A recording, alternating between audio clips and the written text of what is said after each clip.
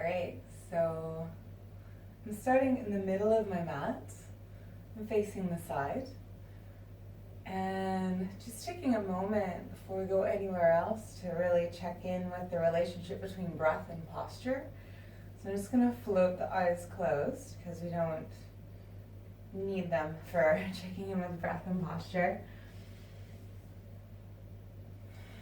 They really influence each other, so the deeper you breathe, even if you're not too technical about it, the deeper you breathe, the more it'll tend to float you up and naturally align the spine. And as well, lengthening up through the spine will also help improve the breath. Give you more space to breathe. I'm not being too technical about the breath yet, but just exploring that relationship.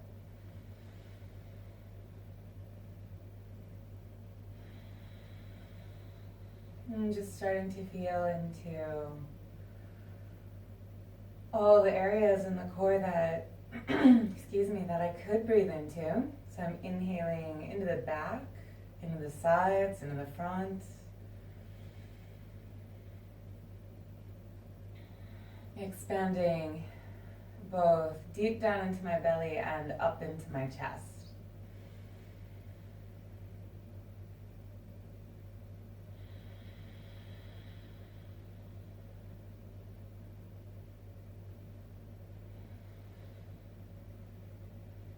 The first muscular actions of practice are going to be gently lifting the pelvic floor, almost like you're trying to float up off the ground a little bit. And feel that climb, that base action, climb up the low back just slightly and up the low belly just slightly.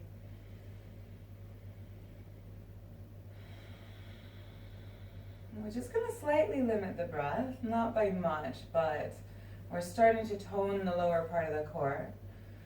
So this already becomes a more rib cage based conversation, thinking accordion bellows, thinking gills of a fish as we breathe into the ribs. And then the next muscular action I'm going to take is gently lifting the back of the tongue up towards the palate. Now, I can't constantly do this because I'm talking, but hopefully you guys through the whole practice are maintaining this little lift as if you're picking yourself up behind the vocal cords.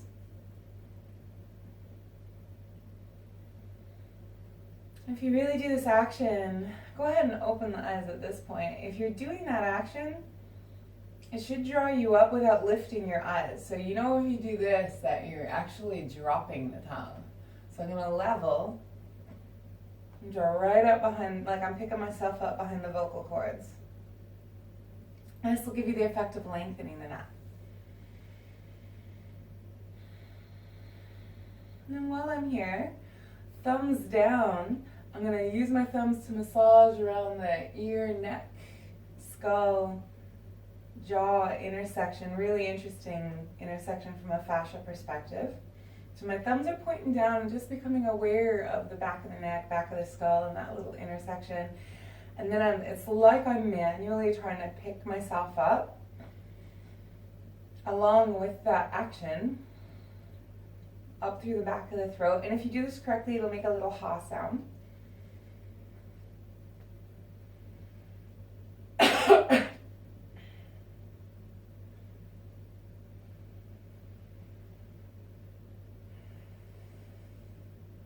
I'm just finding that length.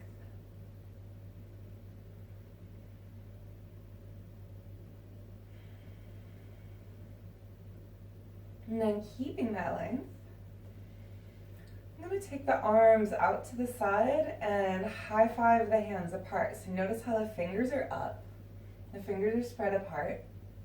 And I'm really driving out so as to create a little stretch through my fingers and palms and the connective tissue in here. So I've got that lift through the vocal cords, spreading of the shoulders, grounding down to the hips. Notice this wants to happen maybe. So I'm going to slightly curl and drop the tailbone. So I'm still sitting into my sit bones just as much as I'm floating up through the back of the neck. And you can be sitting cross-legged or up on blocks or anything. You don't need to be here. And then I'm going to drop one hand. Notice the turn as I turn my palm and reach up through the other side. And as I arc over, I'm bumping that hip out.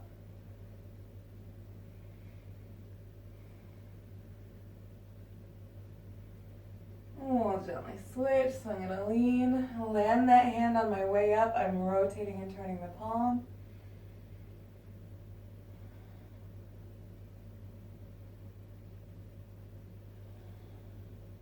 And I'm just going to play from side to side a couple times, landing on my hand, rotating my palm, creating that rotation deep from the armpit rather than just spinning the elbow. So that adjustment is hopefully rotating the whole body. And land, twist deep from the armpit as you rotate and reach.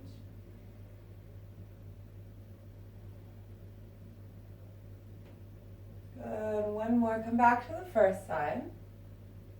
Reach up. And then I'm going to take that arm, wrap it around my back. So suddenly I'm turning that shoulder in the opposite direction. And then just let the head hang and explore the neck.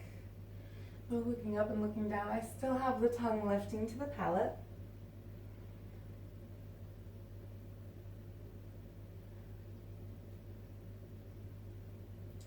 And then reaching up.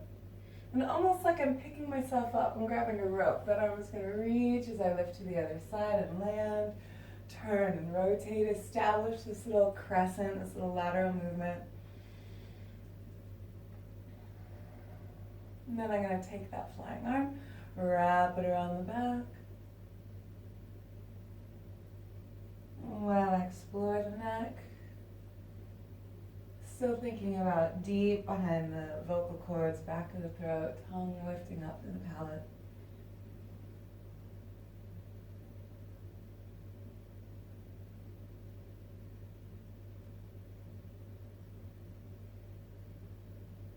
Reaching up and really taking that sparky hand all the way back up. Good. I'm going to turn to downward dog. First though, before we go straight up to downward dog, just take a moment to warm up the wrists, the hands, the grips. Always a good idea to prime the hands before you put your body weight through them.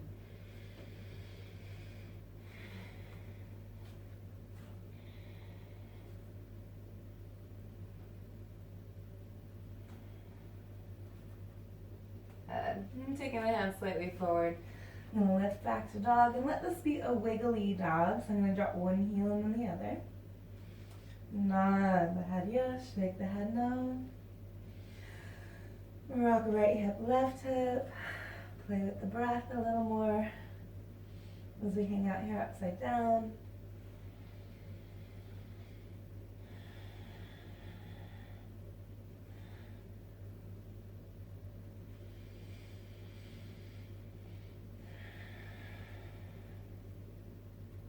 And then I'm going to take the feet a little bit further apart. First forward fold of the day. So it's a slightly wide stance and it's really soft bouncy knees.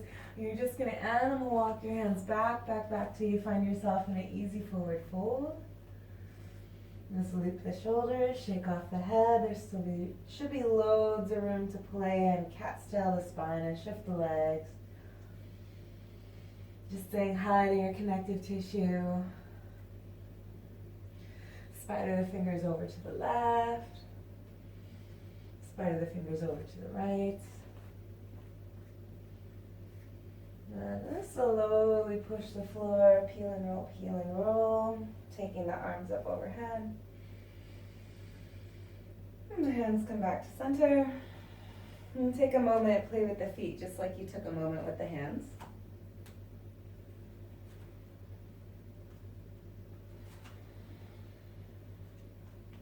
Exploring the ankle, wiggling out the toes. Just consciously connecting with standing for the first time in your practice today. Then turn palms up, biceps up, swivel the shoulders as you reach up overhead. Lengthen up here for a second. And then with the additional action, I'm going to turn my thumbs down at the back of the neck. I'm going to pick myself up, reminding that little ha sound to lift up and back. While the heels ground, while I level the pelvis. And square the ribs. Check in with all of my major anchor points from heels, knees, hips, spine, shoulders, neck, head.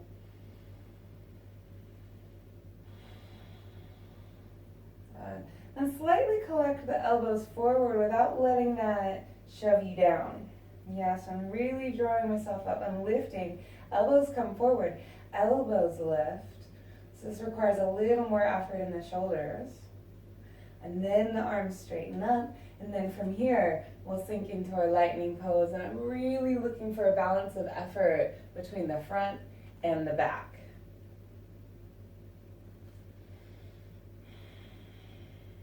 And letting the knees come forward, yes, and then also sinking back into the heels, back into the glutes to take pressure off the knees. First little lightning pose moment. Good.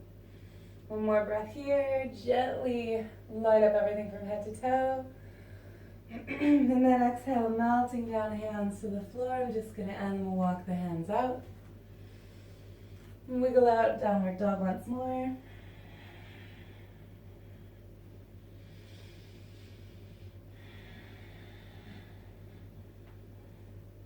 And then roll up onto the tippy toes.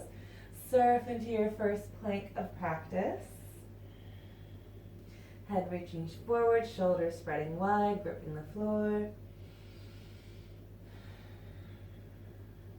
There's a real cat shape here in this plank of rounding up as I use the front body to push the floor away. And then dive back, finding dog once more, wiggle out your dog.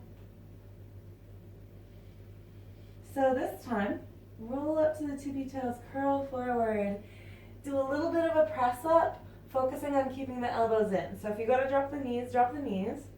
Otherwise, come forward, elbows in, elbows in, elbows in, elbows in as you come back up. And press back to your dog once more. And again, that can be a kneeling press out. Way up on the tippy toes, roll forward. I'm going to take this opportunity as I round forward to create that cat shape. I'm going to use the glutes and the belly to keep that cat shape. And then I'm going to hug the elbows in nice and slow. Maybe it's kneeling, maybe it's straight legs. Nice and slow, one press up.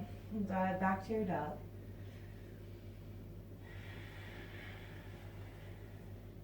Nod your head yes, shake your head no. And roll up to the tippy toes. Curl the spine forward and use that strength you lit up with your press ups to control your descent down. If you fancy doing another one before you hit the ground, that's fine, but we'll all meet up. Legs, belly, chest on the floor. Point the toes, really pull your legs down the back of your mat. Spider the fingers out nice and wide. I'm going to tuck my chin, put the forehead on the floor, and noodle around with the shoulders. Contrasting heat with melting open and releasing. Be creative, take some goofy shapes in the arms and the shoulders, becoming more conscious of the back of the neck, back of the head, back of the shoulders. And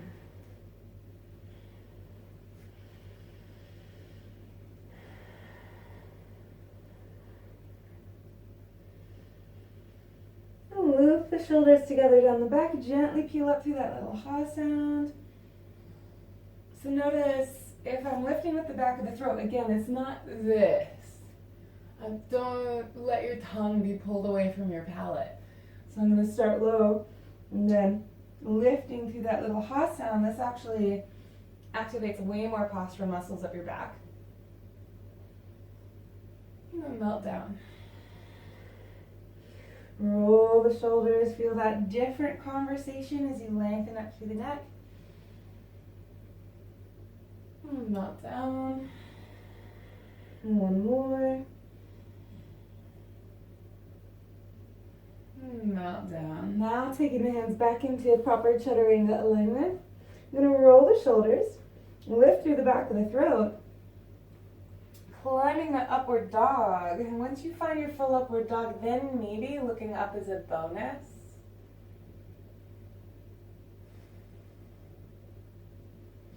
And keep those arms strong and straight as you look down and zip and lift ribs, belly, hips, flip the toes. Make your way back to downward dog once more.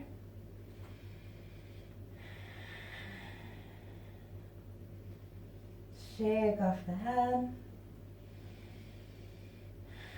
And put that phrase together for yourself. So I'm going to roll up onto the tippy toes, curl forward, press ups or not, totally up to what your body's feeling today. Eventually pulling into upward dog. And with straight arms looking down, pressing, catting your way back to downward dog.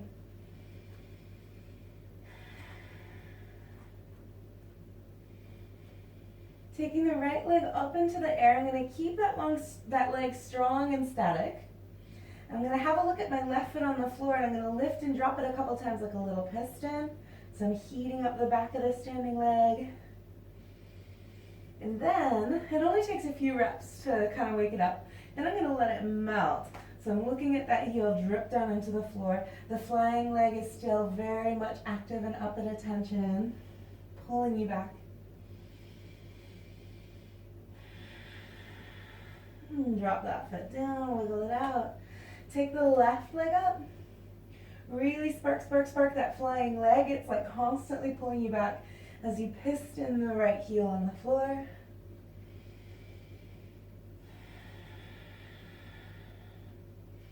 That doesn't take too many reps before you start to melt it out. And as you watch it drip down, that flying leg is sparking back. Hips are square, head melting.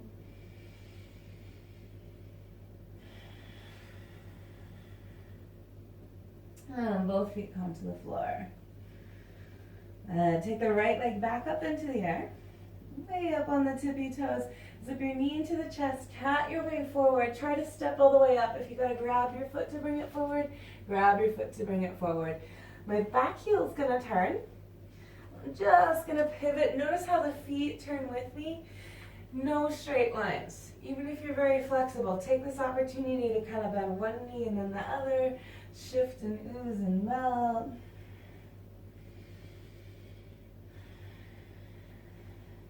Good. And then slowly push, roll your way up. I'm going to bring my thumbs down, lift myself up tall. Good. And then once again, high five the hands across the room. Really reaching across, looking for that stretch from my palms up inside of the elbows, into the armpits. I'm going to turn my knees and my toes out side to side as well. And sink down into the hips. And just check that your knees and your toes are working in the same direction. My heels hug in just as much as I sink out. So I'm using the back of the leg as well as the quads. Up through that ha sound, wide through the arms. Sink into the legs.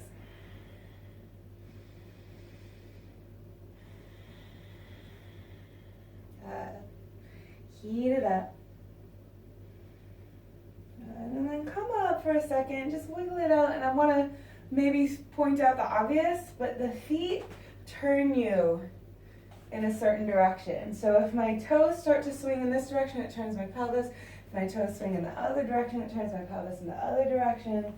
And for most stances here, the alignment in the feet is going to be, if I'm turning down the left-hand side, my left knee, left toes are down the back of the mat. And this foot, the blade, the outer blade of the foot is along the short side of the mat. And if I turn towards the right-hand side, knees and toes sharp at the top of the mat, blade of the back foot in line with the short side of the mat. So this is a quick cue to get you pivoting. If I'm square to this side, both sides of the feet, the blades of the feet are along the short sides of the mat. So from here, I'm just going to melt back down.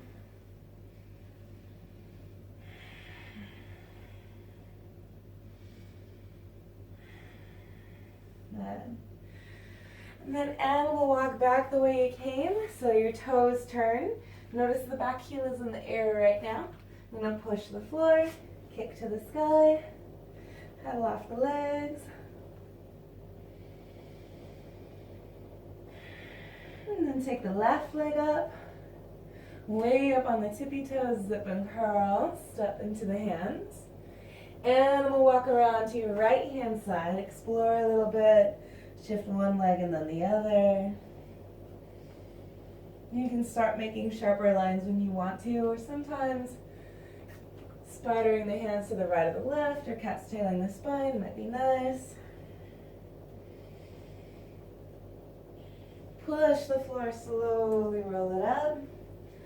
I'm going to turn both toes out to a soft diagonal. Lift so the thumbs are down. Pick yourself up nice and tall. Noting that tall doesn't turn the eyes to the ceiling. You're lengthening the back of the neck because you lift through the throat. High five out, sink into the legs. Up through the head, broad through the shoulders, down into the hips. One more big breath here.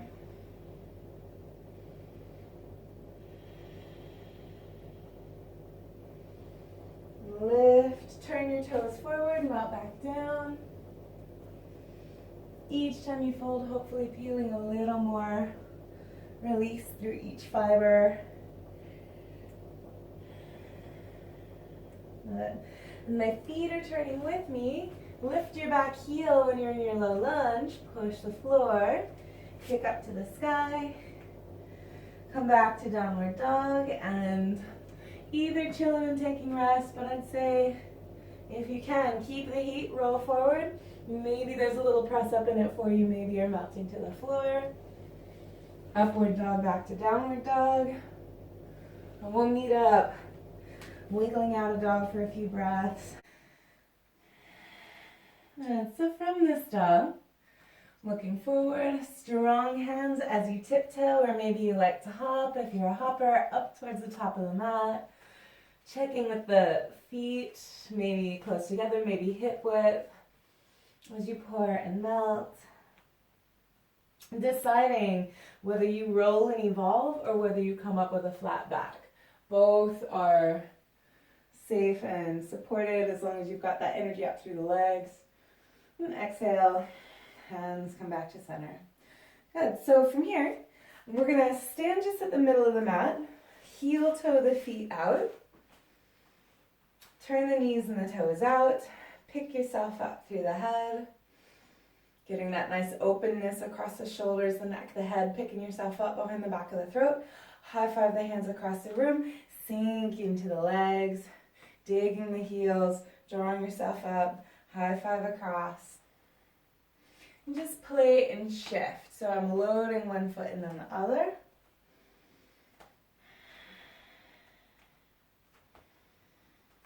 Good. Push the floor as you peel back up. Now I'm going to turn down the back of the mat. You're going to turn into your left leg, outer blade in line with the short side. Hopefully left knee, left toes pointing forward. I'm just going to kind of dance into this hip a little more. Notice how I'm eking out my stance until I wind up with my knee just over my ankle. Fly the arms out. I'm going to change the hand gesture here for traditional warrior two. Instead of palms, just fingers reaching out, but I still have that intention. And the hands sparking across the room.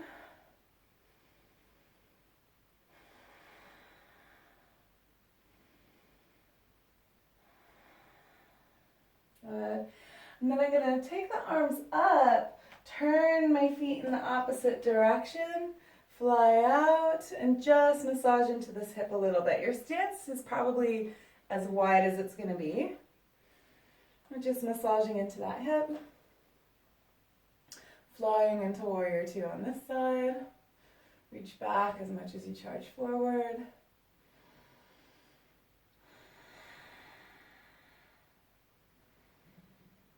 Good.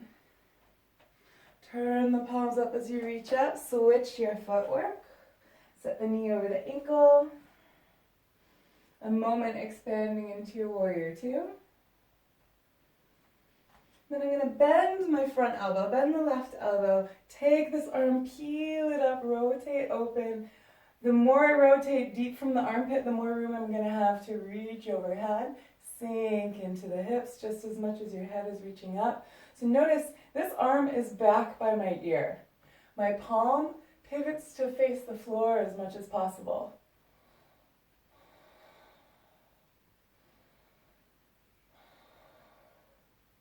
And then that hand's going to pick me back up, like I'm lifting, grabbing a rope that's going to lift me back up. Turning the feet, outer blade, knees and toes forward. Surf into warrior two on this side. Powerful stance in the legs.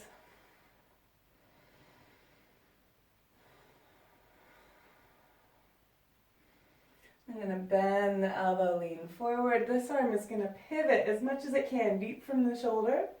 As the hips sink down, I'm going to continue to pivot and reach. Trying to tuck that bicep back by my ear.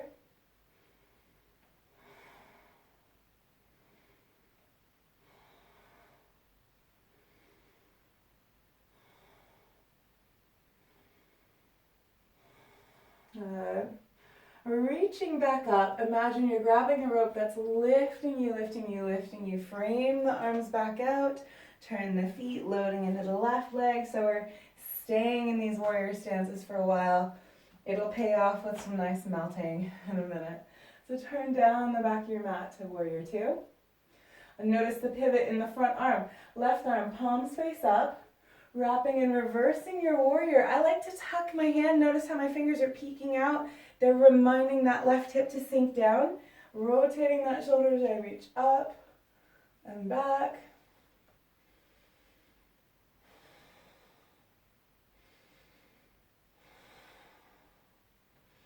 Good. Pouring forward, melting just for a moment. Land here and notice how this arm is already wrapped back. I'm going to keep that wrap. And it's going to encourage the shoulder to squeeze back. It's going to encourage the chest to roll open. Reestablish that little ha sound up through the throat so that you can look up with length spinning through the neck.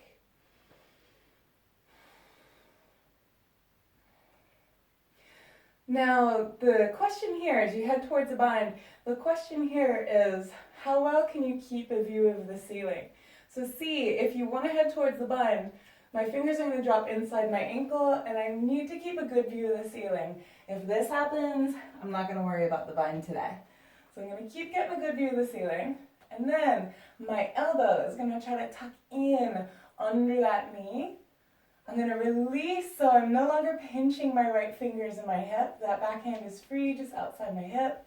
And I'm going to lace back, lace back. Notice how I've internally rotated that left hand to catch my grip. I still have a great view of the ceiling.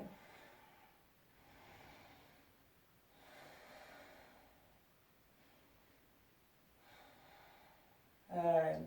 Powerful work in that left leg. I'm going to let go, fingertips back down on the floor.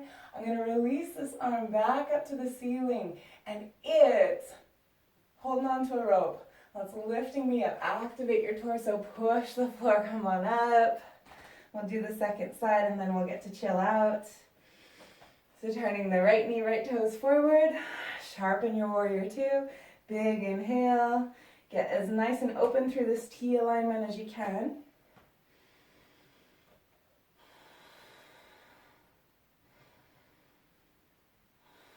Good. And from this warrior, we'll reverse the warrior. So I'm turning right hand palms up. I'm going to follow that palm up. Backhand wraps around the waist, reminding this hip to sink in. I'm actually going to, hopefully, if I have the range of motion, grab the flesh of the hip and melt it down. And this arm continues up and back.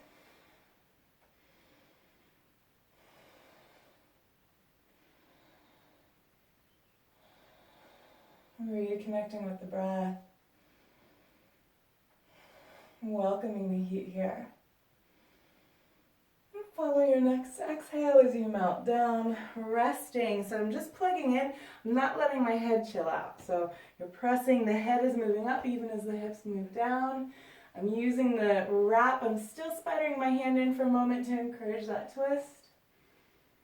Open. And then I can release the fingers out, and the hands are just waiting outside my hip, waiting for me to drop my fingers to the floor, waiting for me to bring my elbow inside the back of the knee, waiting for me to pivot that right hand under and find the bind.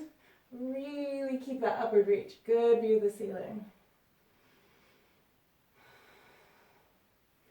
Heating up that right leg.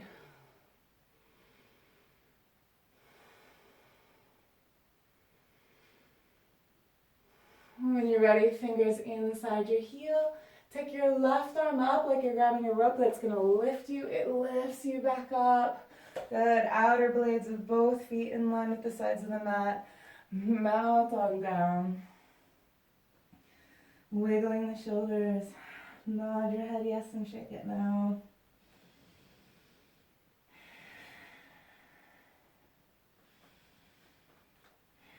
Maybe the legs are really starting to open. Keeping power in the front footprint. While you're here, have a look at the arches of your feet. Lift the arches of your feet by pressing your heel, your pinky toe, your big toe down. Really feed that power up. Spread the sit bones up and apart.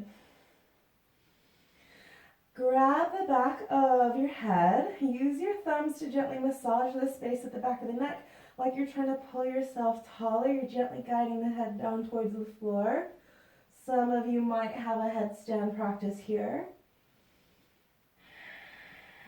If you do, go for it. I'll teach it in another video.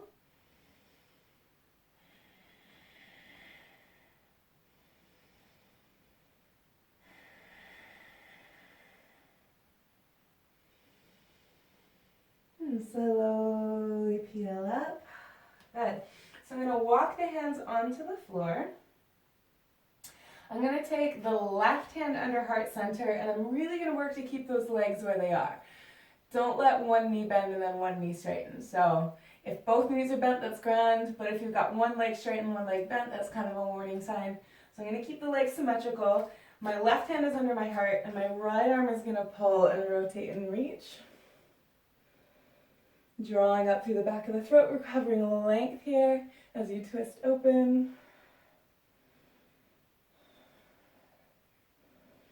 Trying to get a good view of the ceiling. And then I'm going to take this arm, wrap it back. See if you can catch your opposite hip. If you can't, you can't. But if you can catch if your right hand catches your left hip, that can help feed your twist. It can also help square the hips. Pivot back down. I'm going to take a moment to wiggle out. And then bring the right hand under the heart. Keep that power, that attention span in the feet, lifting the thighs, squaring the legs as you rotate in the opposite direction. Maybe have a sense of leaning back. Check that your legs are both symmetrical. If they're bent, they're both bent. If they're straight, they're both straight. I'm going to take that arm, wrap it all the way around. See if it can find the right hip, helping you feed the twist, bringing some attention to squaring the hips back.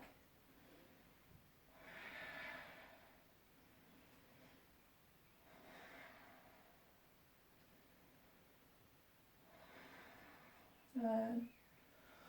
Gently unraveling down. Heel toe the feet in. You just wiggle out here. So all that big wide stuff is great. Yoga is really good for creating that stretch through the hamstrings, through the inner thighs. But now the outer hips need a little bit of attention because they were working so hard. So pay attention to the feet underneath you. The knees can be as bent as needed. But notice how I'm going to lace my legs together. So my pinky toes touch. My heels are miles away from each other. And I'm going to bend the back knee as needed. Maybe it's straight, maybe it's bent. But as you bow and fold, so for the moment my right leg is behind me and that right hip is going to get the deeper stretch. Nice contrast to all that wide stuff.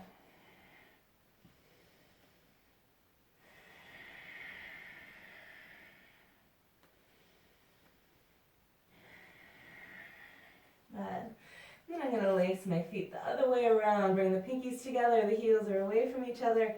Knees can adapt and bend as needed. But obviously the more the bend, the more you release the tension. So you want to keep a little bit of that conversation.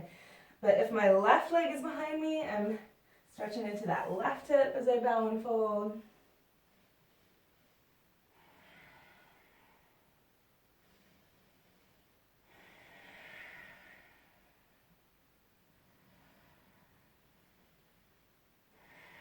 Using all that heat we built up to create some real release. Good. Unlace the legs for a second. Come up, whether you roll and evolve or you come up with a flat back, it's a deliberate path up. Take the arms up overhead and the hands come back to center. Good. So I'll keep you here for a second. We'll do some strength in that inward abducted movement. So I'm going to take one foot forward and notice how I've crossed one leg back. So I happen to have stepped my left foot forward, and I'm going to speak as though you've got your left foot forward as well. And my right leg is behind, and notice here how I'm really loading onto that front heel, and I'm really trying to square my hips forward. So I need to use my inner thighs. They were just being released in the last sequence, so it might take a second to fire them up, sink into that front heel, square the belly forward, hips forward. And then I'm going to bring this back knee in. So shifting forward a bit, I'm going to connect that kneecap to the back of the calf. Now if you want, you can float that back foot, but I know I'm doing this right. I know I'm doing this right if my kneecap is touching the back of my calf. I'm going to bring the hands to center, or even better, actually, thumbs down, pick yourself up. Notice that difference. Up through the back of the throat. Lean forward, maybe you can float here.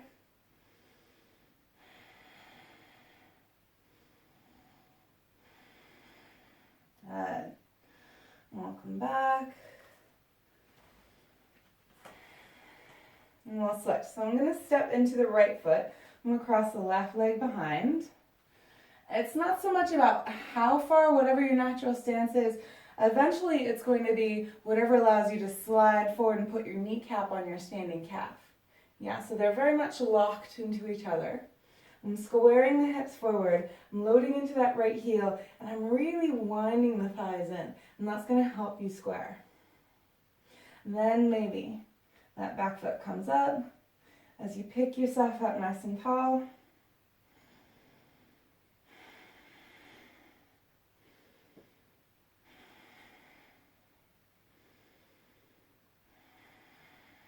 Good.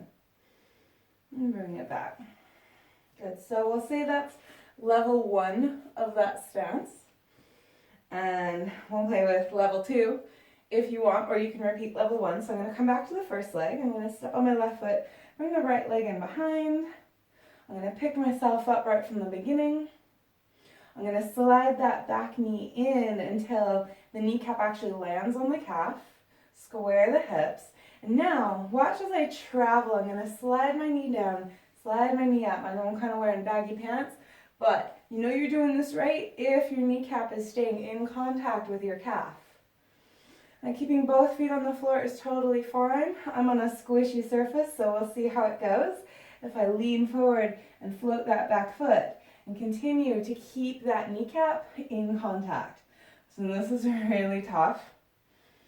I'm also picking myself up, so I'm not forgetting about the upper body posture.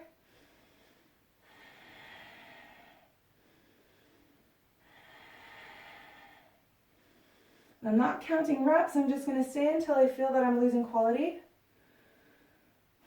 which is about now. So I'm going to step back and pedal off. And switch sides. So I'm going to step into the right foot, left leg is going to cross behind. Winding in till I can square the hips, placing that kneecap on the back of the calf.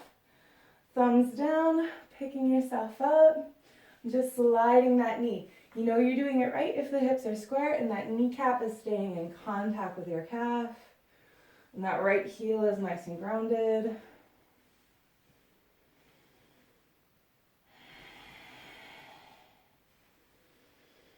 The more you calm the breath, the more you kind of douse the fire and find a place where you can work without overheating.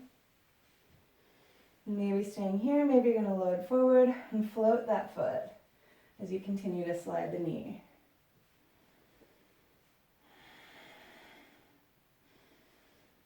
Still picking yourself up.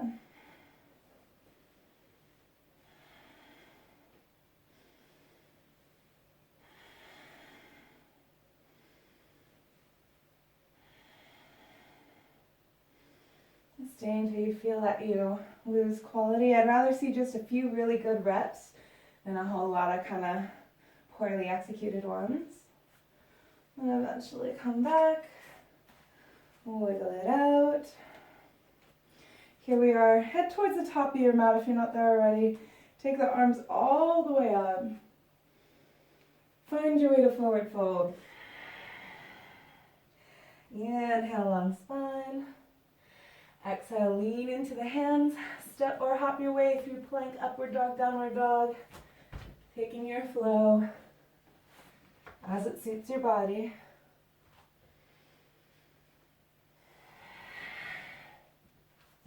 We'll meet up back here at dog.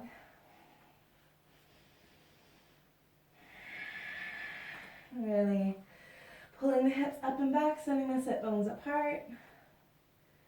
Take the feet slightly wide. Now the knees can be springy and bouncy here. We're just going to use dog to stretch out those hips a little bit, the outer hips.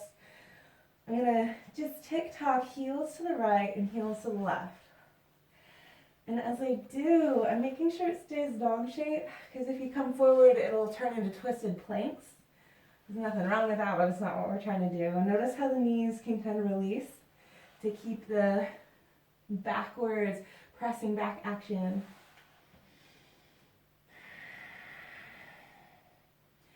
And then after a couple of playful turns, I'm going to stay with the heels on the right so that I'm really bumping back into the left hip. Play with bending the knees, keeping the attention span in the hands, and dripping the head back. And just lean into that stretch through the left side, left hip.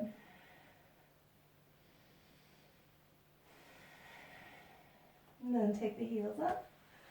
Pivot to the other side. You can play with releasing the knees and straightening the knees.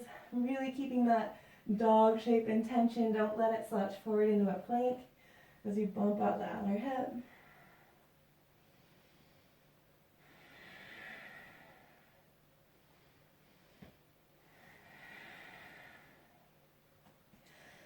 And go ahead and lift the heels and draw up to kneeling. Take the hands forward.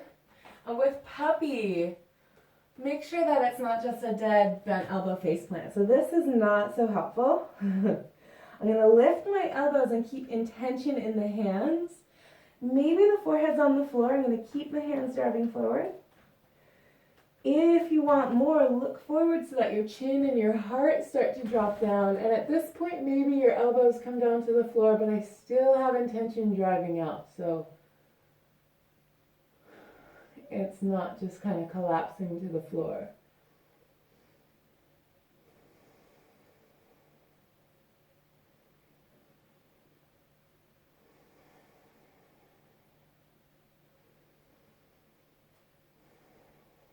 And gently zip, lifting the belly, catting your way back up. Reel the hands in, curl up the toes behind you. So you can just come up to kneeling if this doesn't suit, but I'm going to open the soles of the feet. I'm going to lace the hands around back behind me. One hand pulls against the other as you peel and lift. And gently play with the neck.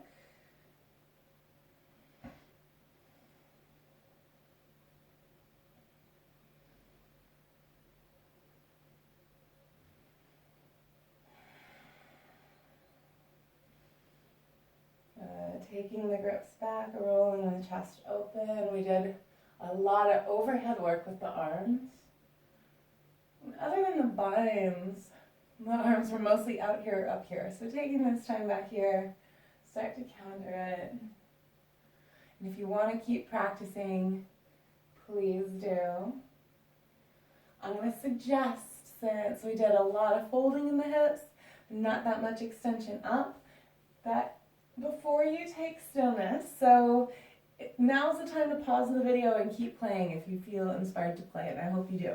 But if you're ready to come down to stillness, you can use maybe a yoga block. If you don't have one, I'm just going to take this little throw here and roll it up. Doesn't have to be an official yoga prop, obviously, but just something underneath the hips so that as you take stillness, notice I'm going to bridge up, slide it underneath my hip and then melt back down. That's always easier than trying to sit on it and then fall. This is just something to give me a little deliberate release through the front of the hip sockets.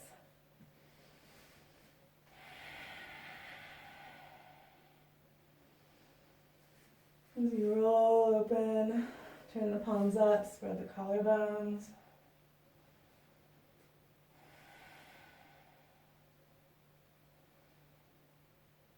And you can release the back of the throat.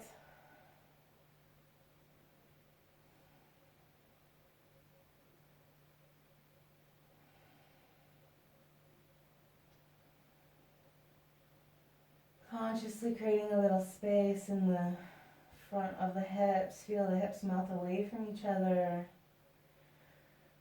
And remembering how in the beginning of practice, when we lifted the pelvic floor, it kind of limited the breath. So I'm going to get you to drop and relax. And let the inhales, as you inhale and expand, inhale all the way down, fill the belly.